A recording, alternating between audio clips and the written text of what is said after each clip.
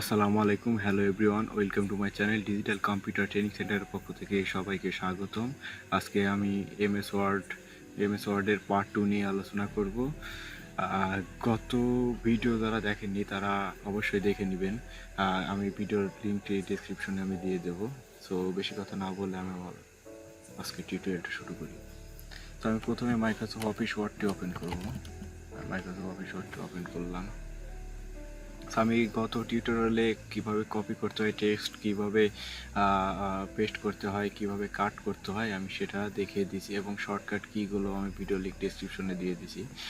So আমার এখানে আছে, আমি ফাইল সম্পর্কে আলোচনা করছি গত ভিডিওতে এবং এই কয়টা কাট, কপি, পেস্ট এগুলো নিয়ে আমি আলোচনা করি। সো আজকে আমি আলোচনা করব এই কয়টা নিয়ে, এইগুলো নিয়ে আমি আলোচনা করব। সো আমি এগুলো আলোচনা করার আগে আমার টেক্সট লিখে নিতে হবে। সো আমি আমার নামটা লিখে নিলাম।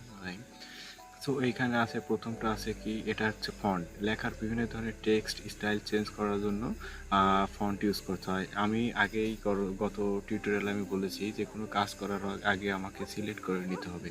আমার যতটুকু প্রয়োজন আমি মাউসের বাম বাটন চেপে আমি সিলেক্ট করে নিলাম।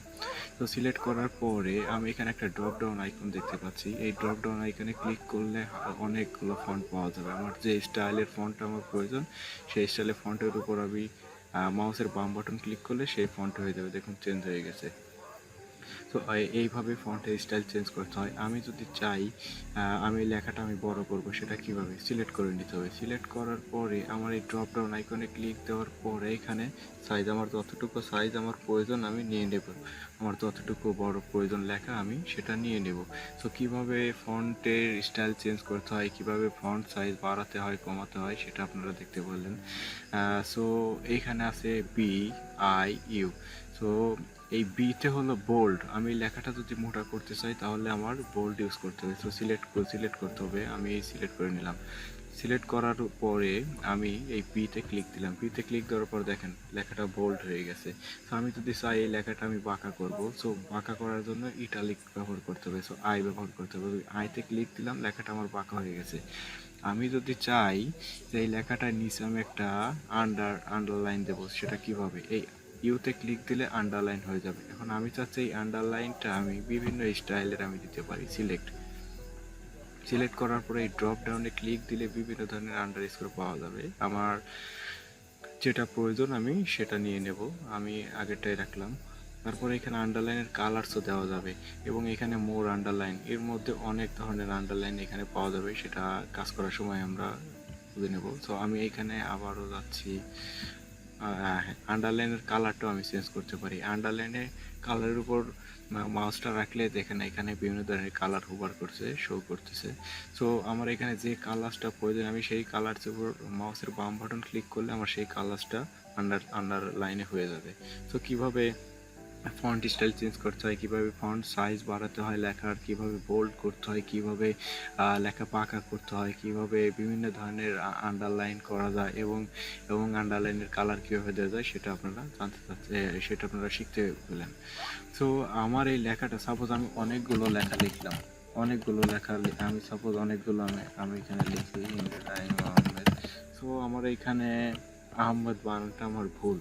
সো আমি অনেক সময় লেখার সময় আমরা ছোটবেলা করেছি না যে লেখা ভুল হলে আমরা এক দাগ দিয়ে আমরা কেটে দিতাম। সো সেটা কিভাবে কম্পিউটার আমি করব। সো আমার আহমদ না লেখাটা ভুল আছে, আমি এখানে ক্লিক করলাম। ক্লিক করার পরে সিলেক্ট করলাম। সিলেক্ট করার পরে সিলেক্ট কীভাবে করতে হয় সেটা আপনারা জানেন। সিলেক্ট করার পরে এই ABC এই স্ট্রাইক থ্রোতে আমি ক্লিক করব। দেওয়ার পরে দেখেন মাঝখান দিয়ে একটা দাগ হয়ে গেছে। কীভাবে স্ট্রাইক থ্রো দিতে হয় সেটা আপনারা দেখতে পারলেন। তারপরে এখানে আছে এ, ছোট হাতের, এটা হচ্ছে লেখা ছোট বড় করার জন্য। প্রথমে আমি সিলেক্ট করলাম। সিলেক্ট করার পরে এতে বারবার মাউসের বাম বাটন ক্লিক করলে বড় হবে। আর আমি যদি এটা ছোট করতে চাই তাহলে এই ছোটতে ক্লিক দিলে এটা ছোট হয়ে যাবে।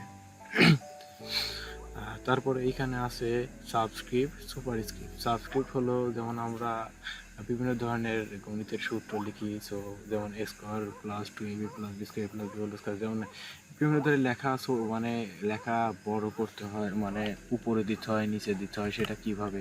সো আমি এখানে যেমন আমি এখানে A2 লিখলাম। সো আমি এই 2টা আমি উপরে দেবো কিভাবে? প্রথমে আমার 2টা সিলেক্ট করতে হবে, মাউসের বাম বাটন চেপে আমি 2টা সিলেক্ট করলাম। এখন আমি এইটা উপরে দেবো। উপরে দেওয়ার জন্য কী করতে হবে? Super script.